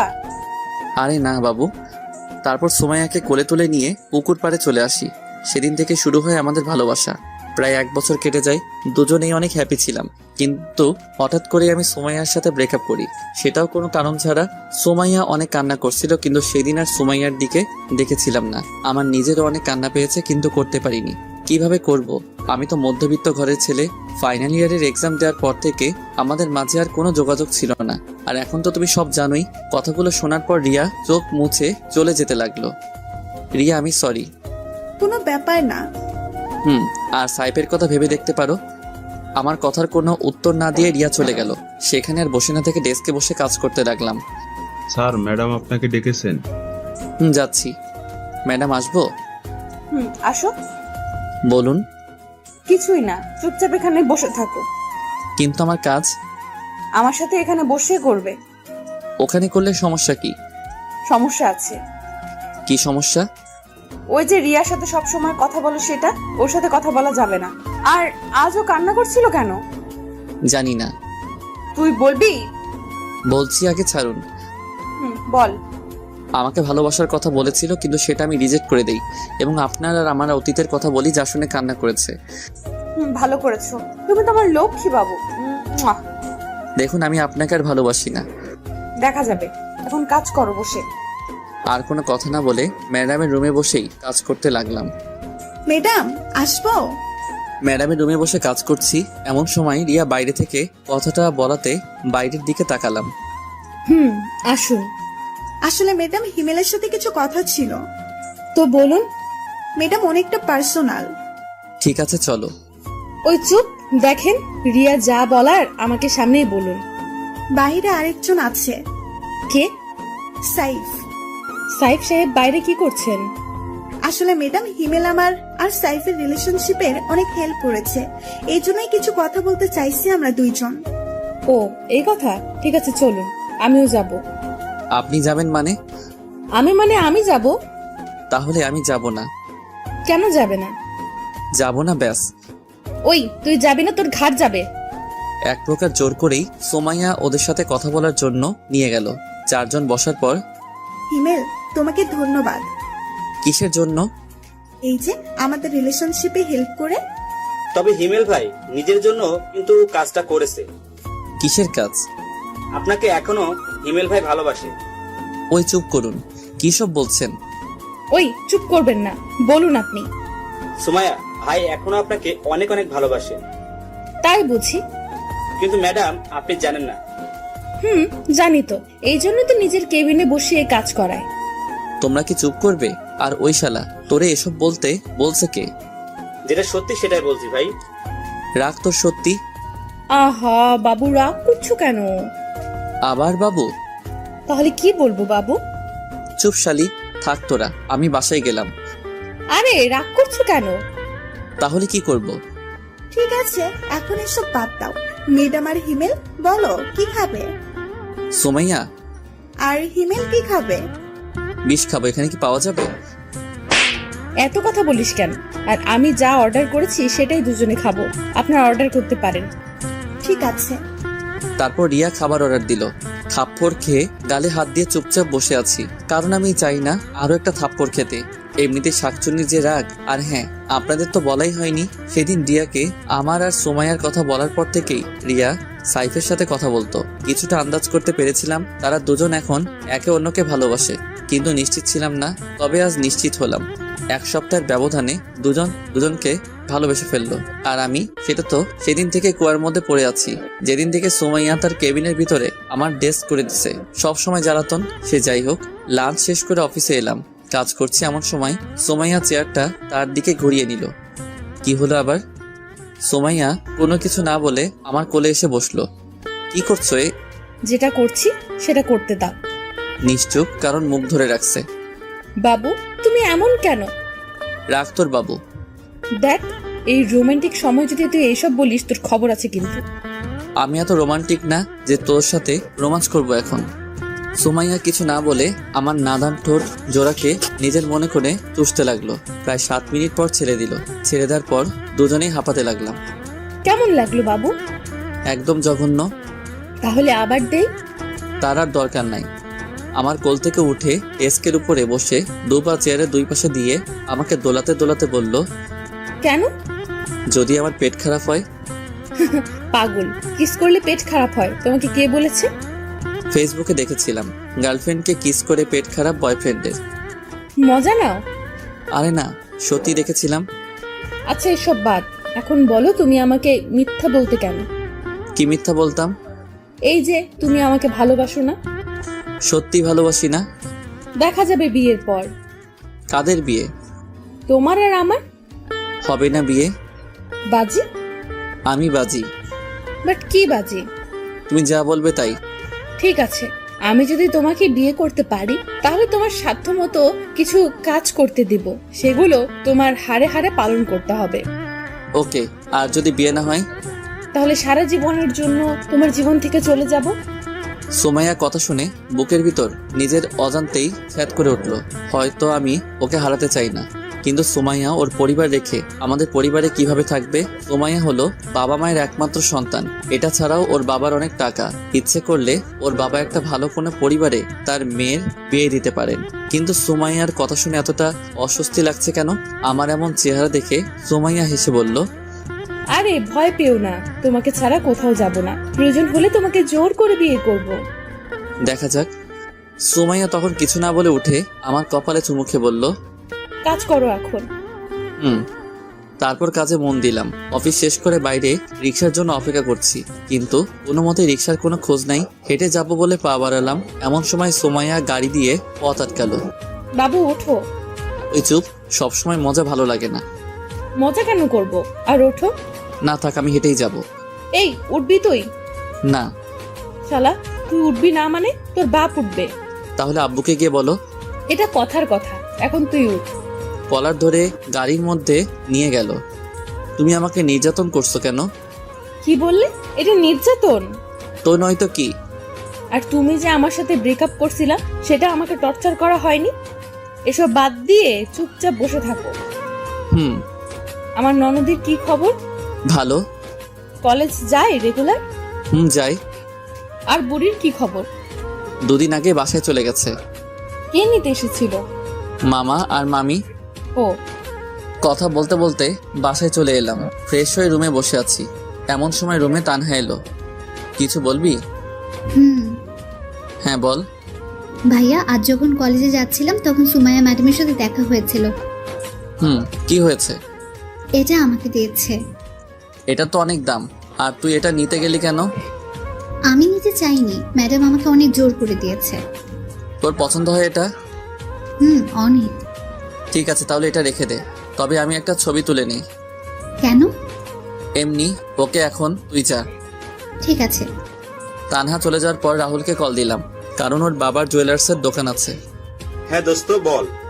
তোকে আমি একটা ছবি দিছি, সেটা দেখ আর আমাকে বলে এরকম কানের দুল আরো আছে নাকি। খারা, আমি দেখছি। দোস্ত আছে। একটা আমার লাগবে। এটার এক জোড়াই আছে। কেন? আরে বেটা, 2 জোড়া ছিল, কাল রাতে 1 জোড়া বিক্রি হয়ে গেছে। ও। ওকে, কাল আসিস। ঠিক আছে ভাই। রাহুলের সাথে কথা বলে কেটে দিলাম। সেদিন রাতে খাবার খেয়ে ঘুমিয়ে গেলাম। সকালে অফিসে যাওয়ার পথে রাহুলের জুয়েলারির দোকান থেকে কালকের ওই কানের দুলটা নিয়ে গেলাম। অফিসে আজ তাড়াতাড়ি যাওয়ার জন্য আগে থেকেই রুমে বসে কাজ করছিলাম। হঠাৎ কারো আগমন লক্ষ্য করতে দেখলাম ম্যাডাম এসেছে। আরে জানো, এত সকাল সকাল কেন? আমার কথা কি মনে পড়ছিল? দেখুন ম্যাম। তোমাকেই তো দেখছি। ধুর, বাবুটা রাগ করেছে বুঝি? ছাড়ো। কি হলো? কিছু না। আর প্লিজ তুমি আমার পরিবারকে দয়া করতে হবে না। মানে কিসের দয়া? এইটা। এটা তোমার কাছে কেন? তোমাকে ফেরত দেওয়ার জন্য এনেছি। কেন? যার জিনিস তাকে দিতে এসেছি। কিন্তু আমি তো। সেসব আমি কিছু জানতে চাই না। আর এটা তোমার জিনিস, তুমি রাখো। দয়া করে আমার পরিবারকে কিছু দান করতে হবে না। ওই চুপ। আর ধুর, আমি নিলাম ঠিক আছে, কিন্তু বাসর রাতে এটাই তোর হাত থেকে পড়বো, মনে থাকে জানো। বিয়ে হলে তো দেখা যাবে। আর শোনো, আমি আজ অফিসে থাকতে পারবো না। তো আমি কি করব? কোনো গুরুত্বপূর্ণ কাজ থাকলে সেগুলো তুমি সলভ করে দিবে। ঠিক আছে, চেষ্টা করব। ঠিক আছে, আমি যাই তাহলে। জি। সুমাইয়া চলে যাওয়ার পর আবার কাজ করতে লাগলাম। হঠাৎ সুমাইয়ার ব্যবহারের কথা মনে পড়লো। অফিসে এলো কিন্তু কোনো কাজ না করে চলে গেল। কি এমন কাজ যে আসার সাথে সাথে চলে যেতে হবে? আর এতই যদি দরকারি কাজ থাকে তাহলে আসার কি দরকার ছিল? সবকিছু মাথার উপর দিয়ে গেল। সেসব আর চিন্তা না করে কাজে মন দিলাম। সারাটা দিন কাজ করতে অনেকটা বোরিং লাগছে, কারণ প্রতিদিন সুমাইয়ার সাথে বকবক করতে করতে দিনটা পার হয়ে যায়। কিন্তু আজ সে নেই। আগে বাইরে কাজ করতাম, তখন কারোর সাথে কথা বলতে পারতাম, কিন্তু এখন রুমের মধ্যে কারোর সাথে কথা বলতে পারছি না। কোনো রকম দিনটা পার করে বাসায় চলে এলাম। বাসায় এসে ফ্রেশ হয়ে ছাদে গিয়ে সিগারেট খেতে লাগলাম। অনেকদিন ছাদে আসি না, তবে এখন কেন জানি না সিগারেট অনেক ভালো লাগে। আগে 2 চোখে দেখতে পারতাম না, কিন্তু এখন নিজের অজান্তেই ভালো লাগা কাজ করে। প্রতিদিন কমপক্ষে 2টা খেতেই হয়, আর না খেলে কেমন জানি মনটা খচখচ করে। সে যাই হোক, সিগারেটটা ধরিয়ে খেতে লাগলাম আর ছাদে হাঁটতে লাগলাম। কিছু সময় ছাদে থাকার পর রুমে চলে এলাম। একটু পর তানহা ডেকে গেল, আম্মু আব্বু নাকি ডাকছে। তাই আর দেরি না করে আব্বু আম্মুর কাছে গেলাম। আমাকে ডেকেছো? বলো। আগামী সোমবার তোমার বিয়ে। আব্বুর কথা শুনে মনে হচ্ছে আকাশ থেকে পড়লাম। মনে হচ্ছে আমি স্বপ্ন দেখছি। আব্বু, এটা স্বপ্ন নয় তো? চুপ হারামজাদা, তোর সাথে কি তোর আব্বু মজা করছে? সেটা আমি কি করে বলবো? মজাও তো করতে পারে। ইমেল, আমি সিরিয়াস। কিন্তু আব্বু, পাত্রী তোমরা কই পেলে? পাত্রী পাইনি, পাত্রী নিজে এসে আব্বু আম্মুর কাছে ধরা দিয়েছে। কি? কে এসে? তোর অফিসের বস। কি বলছো এসব? ঠিকই বলছি, আমরা সবাই রাজি। এখন তুমি কি বলো? আব্বু, এটা ঠিক হবে না। কেন হবে না? কারণ ওরা অনেক বড় লোক আর ওর বাবার সম্পত্তির গরমে থাকবে। আমার কি কম আছে? আর মেয়েটা খারাপ না। তানহা সব বলেছে তোর আর ওই মেয়েটার কথা। তানহা, ওকে ভয় দেখিয়ে লাভ নাই। তোর আব্বু যেটা বলছে সেটাই ফাইনাল। কিন্তু কোনো কিন্তু নাই। সোমবার তোমার বিয়ে মানে বিয়ে। দূর, ভাল লাগে না। আর কোনো কথা না বলে রুমে চলে এলাম। দূর, আমাকে কোনো কিছু না বলে বিয়ে ঠিক করে ফেলার কোনো মানে হয়? আর এসব বিয়েটি কিভাবে ঠিক হলো? তানহাকে জিজ্ঞেস করি, দেখেও জানে কি না। তানহা, বলো। তুই বাইরে দাঁড়িয়ে কেন? আমি জানি এখন যদি আমি রুমে যাই তাহলে তুই মারবি বা বকা দিবি। আরে না, কিছু বলবো না। প্রমিস? আয়। বল। আমার বিয়ে ঠিক করতে কে এসেছিল? ম্যাডামের বাবা। তুই কি বাসায় ছিলি? আর কখন এসেছিল? বিকাল 3টার সময়। আর ভাইয়া, তুই বিশ্বাস করবি না, ম্যাডামের বাবা অনেক ভালো। প্রথমে আব্বু রাজি ছিল না, কিন্তু যখন বললো সুমাইয়ার কোনো মা নেই, তখন আম্মুর মন গলে পানি হয়ে যায়। আর আম্মু আব্বুকে কিছু একটা বলে, যার জন্য আব্বু রাজি হয়ে যায়। ঠিক আছে। আর তোর কলেজ কেমন চলছে? অনেক ভালো। কিছু বন্ধু হয়েছে? 3 জন, প্রিয়া, কেয়া, তিশা আর নুসরাত। ছেলে বন্ধুরাই? না, আর প্লিজ কারণ জানতে চাস না। ঠিক আছে, এখন তুই চা। তানহা আর কিছু না বলে চলে গেল। রুমে শুয়ে শুয়ে ভাবতে লাগলাম কি থেকে কি হচ্ছে। সুমাইয়ার পরিবার যেমন বড়লোক, আমরা সেরকম নই, কিন্তু তারপরেও তার বাবা রাজি হয়ে গেল। হয়তো মেয়ের সুখের কথা ভেবেই রাজি হয়েছে। কিন্তু সুমাইয়ার সাথে যদি আমার বিয়েটা হয়েও যায়, তাহলে তো আমার জীবন একদম তেজপাতা করে ছাড়বে। তার উপর বাজি তো আছেই, যা হবে দেখা যাবে। এসব ভেবে আর লাভ নেই। সেদিনের মতো ঘুমিয়ে গেলাম। পরের দিন। কি রে ভাইয়া, আজ অফিসে যাবি না? যাবো। তাহলে ঘুম থেকে ওঠ, আজ আমিও তোর সাথে অফিসে যাব। তুই কেন যাবি? ম্যাডাম যেতে বলেছে। কেন? সেটা জানার জন্যই তো যাব। ঠিক আছে। তাড়াতাড়ি ওঠ। আর শোয়না থেকে উঠে ফ্রেশ হয়ে নিলাম। তারপর সকালে নাস্তা করে অফিসের জন্য বের হলাম। সাথে তানহা। দুজন একটা রিক্সা করে অফিসে চলে এলাম। আরে তানহা, কেমন আছো? এই তো আপু ভালো। আপনি কেমন আছেন? ভালো। তা কি মনে করে আস? ম্যাডাম দেখেছেন। ও, তাহলে যাও। কথা বলা শেষ করে তানহাকে সাথে করে কেবিনে ঢুকলাম। আমাদের দেখে কাজ বন্ধ করে উঠে দাঁড়ালো। আমি আমার চেয়ারে গিয়ে বসলাম। ওপর দিকে সুমাইয়া আর তানহা সোফার উপরে বসলো। তানহা, তুমি কি এখনো আমার উপরে রেগে আছো? যদি রেগে থাকো তাহলে তুমি বলো, আমি তোমার পা ধরে ক্ষমা চেয়ে নিচ্ছি। ছি ছি, কি করছেন ম্যাডাম? আর সেসব অনেক আগেই ভুলে গেছি। মিথ্যা বলছো তুমি, এখনো আমাকে ক্ষমা করতে পারোনি। আরে বলছি তো ম্যাডাম, ক্ষমা করে দিয়েছি। তাহলে ম্যাডাম বলছো কেন? ঠিক আছে, আর বলবো না। এখন থেকে ভাবি বলবে। ওই কিসের ভাবি? এখনো বিয়ে হয়নি। তানহা, একদম ভাবি বলবি না। ভাইয়া তুই চুপ কর, ভাবির সাথে আমাকে কথা বলতে দে। আর কিছু বললাম না। আর এই নাও দুল। কিসের দুল? যেটা তোমাকে দিয়েছিলাম কিন্তু তোমার ভাইয়া আমাকে ফেরত দিয়ে দেয় সেটা। মানে তুমি আমাকে যে দুল দিয়েছিলে সেটা তো বাসায়। তাহলে এটা? এটা তো একদম ওই দুলটার মতো, কিন্তু তুমি আমাকে যে দুল দিয়েছিলে সেটা আলমারিতে রেখে দিয়েছি। তাহলে হিমেল যে এটা আমাকে ফেরত দিল? ভাইয়া এসব কি? যেটা দেখছিস সেটা। মানে? তোকে যে দুল সুমাইয়া দিয়েছিল সেরকম অন্য একটা দুল তাকে ফেরত দিয়েছি। তুই আমার বোন, তোকে কেউ দয়া দেখিয়ে কিছু দিবে সেটা আমি মানতে পারবো না, তাই তাকে সেরকম অন্য একটা দুল কিনে ফেরত দিয়েছি। একদম চুপ। আমি আমার ননদকে দিতেই পারি, এতে দয়ার কি আছে? বিয়ের আগে আমি কিছু নিতে দিব না। ভাবি আর কিছু বলবে না, এটার জন্যই ডেকেছিলাম। ও, তাহলে আমি যাই। হুম। ভাইয়া গেলাম। সাবধানে যাস। আর গিয়ে আমায় একটা কল করিস। ঠিক আছে। তানহা চলে যাওয়ার পর আবার কাজে মন দিলাম। কিছু সময় পর পেছন থেকে গলা জড়িয়ে ধরলো। বুঝতে বাকি রইল না এটা সুমাইয়া ছাড়া কেউ না। বাবু, আমি বুঝতে পারছি কেন তুমি আমাকে দুল দিয়েছো। কেন দিয়েছি? কারণ দুলটা তোমার অনেক পছন্দ হয়েছে, যার জন্য আমাকে দিতে চেয়েছিলে। কোনো কারণ না পেয়ে এভাবে আমাকে দিলে, তাই না? জি না। আমি জানি। জানো ভালো। এখন ছাড়ো, কাজ করব। না, ছাড়বো না। প্লিজ ছাড়ো, কাজ করতে দাও। তাহলে একটা পাপ্পি দাও। পারবো না আমি। কেন পারবে না? এমনি। একটা দাও না প্লিজ। ওকে দাঁড়াও। দাও। মুখটা সুমাইয়ার মুখের কাছে দিতেই সুমাইয়া ওর চোখ বন্ধ করে ফেললো। আজ কেন জানি নিজেকে সুমাইয়ার দিকে আকর্ষণ করছে। টানা টানা চোখ যা দেখে যে কেউ ওকে দেখে ফিদা হয়ে যাবে। সুমাইয়ার চোখ বন্ধ করাই আমিও ওর ঠোঁটের দিকে তাকালাম। দেখলাম ঠোঁটটা কাঁপতে শুরু করে দিছে। সুমাইয়াকে কিস করবে এমন সময় বললাম, সুমাইয়া আমার না খুব জোরে চেপেছে। কথা বলার পরপরই চোখ খুলে আমার দিকে রাগি মুটে তাকালো। মনে হচ্ছে আমাকে এখন ইচ্ছা মতো পিটাবে। মানে হিসু, 1 নাম্বার যাকে বলে। কিস করার সময় এটা পাওয়ার ছিল নাকি তুই এমনি বলছিস? ছি, আমি কি তোমাকে মিথ্যা বলতে পারি বলো? জানা আছে তো সত্য কথা। তাহলে আমি যাই। যাই মানে? কোথায় যাবি? ওই যে হিসু করতে। তোর সাথে আমিও যাব। কি, তুমি যাবে কেন? দেখবো তাই।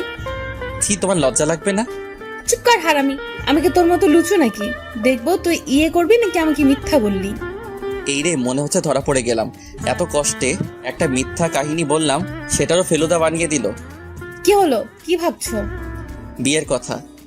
কার বিয়ে? আমার আর আমার। আমার আর আমার মানে কি? সরি, আমার আর তোমার। তাই বুঝি? কি ভাবছো বাবু?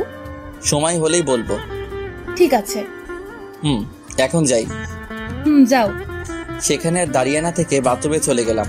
লম্বা একটা নিঃশ্বাস ফেলিয়ে সিগারেট ধরালাম। শালার যতই বলি সিগারেট আর খাবো না, ততই নিজেকে নিকোটিনের ধোঁয়ায় আবদ্ধ করে ফেলি। সিগারেটটা তাড়াতাড়ি শেষ করে কেবিনে আসলাম। চেয়ারে বসতে বসতে সুমাইয়া প্রশ্ন করলো, এত সময় লাগে? এদিকে আসো। কেন? একটা মিটিং আছে, সেটার জন্য তোমাকে প্রস্তুতি নিতে হবে। অন্য কাউকে নাও। না, তুমি মানে তুমি। ঠিক আছে। আর মিটিং কবে? আগামীকাল লাঞ্চের পর, তবে তারা সকালেই আসবে। ঠিক আছে, দাও। এখানে সব আছে, সমস্যা হলে আমার থেকে জেনে নিবে। আর যদি ভুল হয় তাহলে আমার বোনের মতো আমাকে বকা দিবে? না, তোমাকে থাপ্পড় দিব। এক কথা শুধু বারবার বলে। মনে হচ্ছে রেগে গেছে, তাই আর কিছু বললাম না। সারাদিন আমাকে রাগাই, কই আমি তো কিছু বলি না। আর এইটুকুতেই রেগে গেল। ওকে আমিও আর ডিস্টার্ব করব না। মাথা থেকে সব ঝেড়ে ফেলে কাজে মন দিলাম। অনেক সময় কাজ করার পর বাইরে যেতে দেখলাম সবাই লাঞ্চ করতে গেছে, তাই আমিও কেবিনে চলে আসলাম। দেখলাম সুমাইয়া টিফিন বের করছে। ওকে টিফিন বের করা দেখে আবার বাইরে চলে এলাম। অবশ্য সুমাইয়া 2-1 বার ডাক দিয়েছিল, কিন্তু আমি না শোনার ভাব করে বাইরে চলে আসছি। লাঞ্চ টাইম, যার জন্য কোনো কাজ নেই, তাই অফিসের বাইরে এসে একটা চায়ের দোকানের সামনে এসে সিগারেট ধরালাম। লাঞ্চ টাইমটুকু পার করতে করতেই 5টা সিগারেট শেষ। ভাবছি আরও একটা ধরাবো, কিন্তু মোবাইলে সময় দেখার পর আর খেলাম না। তারপর আবার অফিসে চলে এলাম। প্রায় সবাই আবার কাজে মন দিয়েছে। আমিও কেবিনে ঢুকলাম। কোথায় গিয়েছিলাম? বাইরে। কেন? লাঞ্চ করতে। আমি ডাকলাম, শুনলে না কেন? শুনতে পাইনি। ঠিক আছে, আসো, এখন খাবো। আমি বাইরে থেকে খেয়ে এসেছি। জানি তুমি মিথ্যা বলছো। সত্যি বলছি। না, মিথ্যা। কুত্তা, তোর শরীরে কিসের গন্ধ এটা? মানে কিসের গন্ধ? তুই সিগারেট খাস? আরে না, আমি এসব খাই না। তাহলে আমি কি ভুল গন্ধ পাচ্ছি? সেটা আমি কি করে বলবো? কুত্তা, বানর, ইঁদুর, তুই বাইরে এটা খাওয়ার জন্যই গিয়েছিলি। আমি কি বুঝি না মনে করছিস? বাথরুমে চল। কেন? ফ্রেশ হবি। তারপর বাথরুমে গিয়ে ফ্রেশ হয়ে নিলাম। ফ্রেশ হয়ে কেবিনে ঢুকে কাজ করব, কিন্তু সুমাইয়া বাধা দিল। কি হলো আবার? খাবার খাবো, তারপর কাজ। তো তুমি খাও, আমি খেয়েছি। ওই, তুই সিগারেট খোর। আমি ভালো করে জানি তুই কিছু খাস নাই, তাই বেশি কথা না বলে তাড়াতাড়ি আয়। এক প্রকার সুমাইয়ার জোরাজোরিতে লাঞ্চ করলাম। সেদিনের মতো অফিস শেষ করে বাসায় চলে এলাম। তবে বাসায় এসে অনেক অবাক হলাম, কারণ মামা মামি আর নীলা বাসায়। হালকা কিছু কথা বলে ফ্রেশ হতে গেলাম। ফ্রেশ হয়ে বসে আছি, এমন সময় তানহা আর নীলা এলো। এই যে বুড়ি, তোমরা কখন আসলে? দুপুরে। কেন এসেছো? সেটা জানি না। তানহা কেন এসেছে রে? তোর বিয়ের জন্য। ও, বসে ওদের সাথে তখন আড্ডা দিতে লাগলাম। রাতে সবাই মিলে খাওয়া দাওয়া করে ঘুমিয়ে গেলাম। পরের দিন মিটিং থাকার জন্য আজ একটু তাড়াতাড়ি অফিসে গেলাম। কিছু সময় কাজ করার পর ক্লায়েন্টের সাথে আলাদাভাবে দেখা করার জন্য গেলাম। গিয়ে তো আমি পুরাই অবাক, কারণ সেখানে জয়ের খালাতো ভাই সাব্বির আমাদের ব্যাচের ছিল, কিন্তু কলেজ ছিল ভিন্ন। মনে মনে ভাবলাম সাব্বিরকে দিয়ে কিছু করা যায় নাকি, যেই ভাবা সেই কাজ। মাথার ভিতর একটা শয়তানি প্ল্যান কষলাম। ওই শালা, তোকে ডাকছি শুনতে পাসনি? খেয়াল করিনি। তুই এখানে কেন? এই অফিসে কাজ করি। আর তুই? তোদের অফিসের সাথে একটা মিটিং আছে, যার জন্য আমাকে সিলেক্ট করছে, তাই এখানে আসা। এসে তোর সাথে দেখা হয়ে গেল। তবে একটা কাজ করতে হবে। কি কাজ? আয় ওদিকে বসে তোকে সব বলছি। তারপর একপাশে গিয়ে সাব্বিরকে সব বুঝিয়ে বললাম ওকে কি কি করতে হবে। কিন্তু হিমেল, তুই জানিস আমার বিয়ে হয়ে গেছে। এখন যদি এসব করি আর সেটা যদি আমার বাসায় জেনে যায়, তাহলে আমার বউ আমাকে কি করবে একটু ভেবে দেখছিস? আরে বেটা, কিছু হবে না। আর যদি হয়? দূর, আমি বলছি না কিছু হবে না। বলে শালা, তোর খবর আছে। সাব্বিরের সাথে আরো কিছু কথা বলে কেবিনে চলে এলাম। কিছু সময় কাজ করার পর লাঞ্চ করে মিটিং রুমে আমি আর সোমাইয়া গেলাম। সবাই আগে থেকেই রুমে ছিল।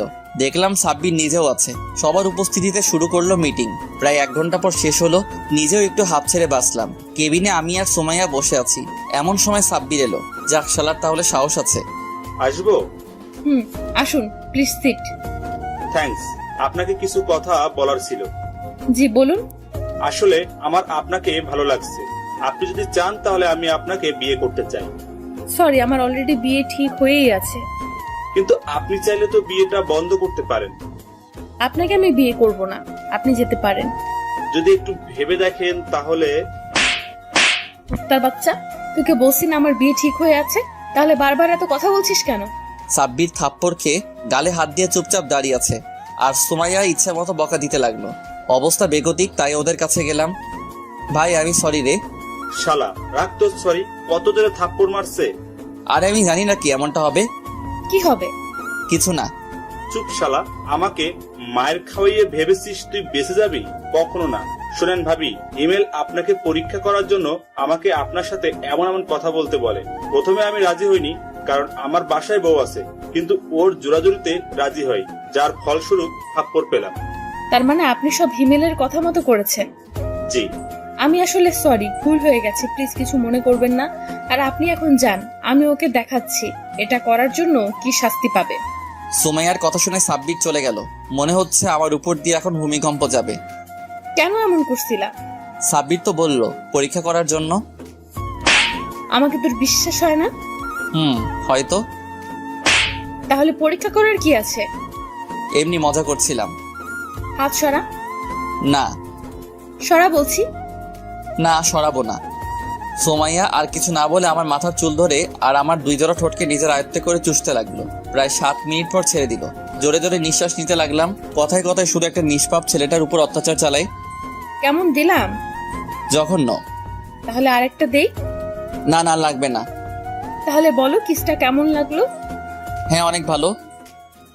Good boy. যাও এখন কাজ করো। তারপর আবার কাজে মন দিলাম। দেখতে দেখতে বিয়ের দিন চলে এলো। অনেক সুন্দর করে বাসা সাজানো হয়েছে। আব্বু কিপটে হলে কি হবে, শখ আছে অনেক। যদিও বিয়ে করতে প্রথমে রাজি ছিলাম না, কিন্তু এখন রাজি। কারণ এই শীতের রাতে একটা তুমি দরকার। তাছাড়া আব্বু আম্মুর কথা ফেলতে পারতাম না। সে যাই হোক, বাসায় সব আত্মীয় স্বজন চলে এসেছে। দুপুরবেলা সবাই মিলে আমাকে গোসল করিয়ে দিলা। তারপর রেডি হয়ে সুমাইয়াদের বাসায় রওনা দিলাম। বাসায় গিয়ে হলো সব সমস্যা। পাত্রীপক্ষকে নাকি গেট সাজানোর জন্য মোটা কিছু টাকা দিতে হবে, তাই আমাকে ভিতরে ঢুকতে ইচ্ছা করছে না। মেজাজ পুরোই গরম। এটা যদি বিয়ে বাসা ছাড়া অন্য কোথাও হতো তাহলে সবকিছু ছেড়ে ছুড়ে বাসায় চলে যেতাম, কিন্তু এসেছি বিয়ে করতে। বউটারে সাথে না নিয়ে গেলে কেমন হয়? আপনাদের কত টাকা লাগবে?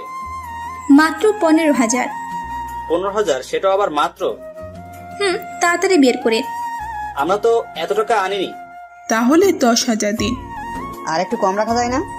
জি না, টাকা বের করেন। অনেকক্ষণ মেয়েদের পাম দেওয়ার পর 7,000-এ রাজি হয়ে যায়। সব নিয়ম নীতি মেনে বিয়েটা সম্পন্ন হয়। সোমাইয়াকে সাথে করে বাসায় চলে এলাম। সবাই এখন নতুন বউ দেখতে ব্যস্ত। এই ফাঁকে বন্ধুরা সবাই মিলে ছাদে চলে এলাম। অনেকক্ষণ ধরে মনের মধ্যে খচখচ করছিল, তাই সিগারেট ধরালাম। দোস্ত, বিড়ালটা একটু সাবধানে মারিস। দূর শালা, আগে বল বউয়ের থাপ্পড়ের হাত থেকে কিভাবে বাঁচা যায়? থাপ্পড় মানে? তোরা বুঝবি না। সিগারেট শেষ করে রুমে চলে এলাম। বাসর ঘরে রুমে এসে দেখি বউ আমার খাটের উপর লম্বা ঘোমটা টেনে বসে আছে। ভাবলাম এই সময় বউটাকে রাগালে কেমন হয়। দরজা আটকে দিলাম এক চিৎকার, আম্মু চোর। এত জোরে চিৎকার শুনে সুমাইয়া কেঁপে উঠল। ঘোমটা সরিয়ে আমার কাছে এসে বলল, কোথায় চোর? আপনি নিজেই তো চোর। কুত্তা হারামি। কি ব্যাপার, গালি দিচ্ছেন কেন? আমি তোর বউ, তোকে গালি দিব মাইর দিব, কোনো সমস্যা? বউ হলে না হয় এসব করতেন, কিন্তু আপনি তো আমার বউ না। মানে তাহলে তোর বউ কে? সুমাইয়া। আমি কে? সেটা আমি কি করে বলবো? আচ্ছা এদিকে আয় তো। কেন? তোমার মাথায় কি সমস্যা হয়েছে? এমন আজে বাজে কথা বলছো কেন? যা সত্যি সেটাই তো বলছি। ঠিক আছে তুমি এদিকে আসো। না, যাবো না। আমাকে দেখতে দাও কি হয়েছে। ঠিক আছে দেখো। থাপ্পড় হজম করে গালে হাত দিয়ে করুণভাবে বউয়ের দিকে তাকিয়ে রইলাম। পৃথিবীতে মনে হচ্ছে আমি প্রথম ব্যক্তি যে কিনা বাসর ঘরে বউয়ের হাতে থাপ্পড় খেলাম। তুই সিগারেট খাস? সুমাইয়ার এমন কথা শুনে গলা শুকিয়ে গেল। কি বলবো বুঝতে পারছি না। জানি সত্যি বললেও মার খাবো, মিথ্যা বললে খাবো। কি বলবো না বুঝে তোতলাতে শুরু করলাম। তুই কি তোতলা? না। তাহলে প্রশ্নের উত্তর দে। যাই বলি সেটাতেই তো মারবে। সত্যি কথা বললে মারবো না। অফিসে জয়েন করার আগে থেকে খাওয়া শুরু করছি। কেন এসব খাও? তুমি কান্না করছো কেন? এমনি। ঠিক আছে যাও ঘুমাও। এবার কিন্তু আমিও কান্না করব। তুমি কি এসব ছেড়ে দিতে পারবে না? তুমি কান্না থামিয়ে একটা হাসি দিলেই পারবো। কথাটি শোনার পর সোমাইয়া ফিক করে হেসে দিল। এখন সোমাইয়াকে ভালো লাগছে। কিছু মানুষের কান্না কেন জানি সহ্য হয় না, আর সোমাইয়ার কান্না সেটা কখনো হবেও না। যখন ওর সাথে ব্রেকআপ করি তখন ও অনেক কান্না করছিল, যেটা আমার একদম সহ্য হচ্ছিল না। সেদিন থেকে এক সপ্তাহ কলেজ গেছিলাম না, গেলেই হয়তো ওর কান্না দেখতাম। কি হলো, কি ভাবছো? ভাবছি বাসর করব কিভাবে। জি না সোনা, আমার সাথে যে বাজি ধরছিলা সেগুলো আগে পূরণ করো, তারপর বাসর। কি? কি নয় জি। থাকবো না আমি এই বাসায়। ঠিক আছে চলে যাও। আমি যাব কেন? এটা আমার বাপের বাড়ি, তুমি যাও। আইসে বাড়ি দেখাইতে, কথা না বললে ফ্লোরে ঘুমাও। আমার কিন্তু ঠান্ডা লাগবে। তাহলে ঘুমাতে লাগবে না, খাটেই আসো। ধন্যবাদ বউ, তুমি আমার অনেক অনেক ভালো আর কিউট বউ। থাক, আর পাম দেওয়া লাগবে না। না সত্যি। আচ্ছা বউ, আমি তোমাকে একটু জড়িয়ে ধরি। সোমাইয়া কিছু কথা না বলে আমার পেটের উপর বসলো। এখানে বসলে কেন? তুই আমার বউ বউ করছিস কেন? কেন বউ? চুপ, আমার কি নাম নেই? আছে, বাট এটা ভালোবেসে বলছি। রাখ তোর ভালোবাসা। ঠিক আছে। লাইট বন্ধ করো। লাইট বন্ধ করলে আমার ভয় লাগে। আজ লাগবে না। কেন?